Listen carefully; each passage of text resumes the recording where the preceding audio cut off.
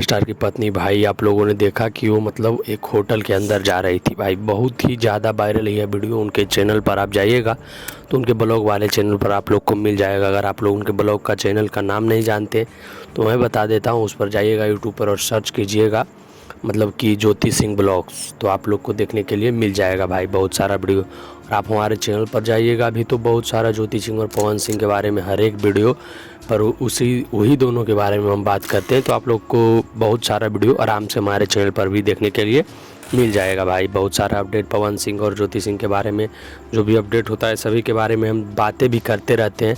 तो अगर आप हमारे चैनल को सब्सक्राइब कर लोगे तो सारी जानकारी आपको सीधे सीधे रोज़ प्रसारण होते रहेगी भाई आपके मोबाइल स्क्रीन पर।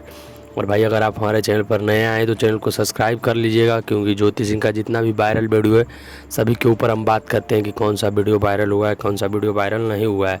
और पवन सिंह का भी जो गाना आने वाला होता है, भोजपुरी इंडस्ट्री में जो भी अपडेट होता है पवन सिंह के बारे में या फिर ज्योति सिंह के बारे में या खेसारी लाल यादव के बारे में, किसी के बारे में भी, तो सभी के बारे में हम बातें करते हैं। लेकिन ज़्यादा पवन सिंह और ज्योति सिंह के बारे में ही बातें करते हैं भाई। मिलते हैं नेक्स्ट वीडियो में किसी अच्छे टॉपिक के साथ। अगर आप हमारे चैनल पर नए हो तो चैनल को सब्सक्राइब कर लीजिएगा।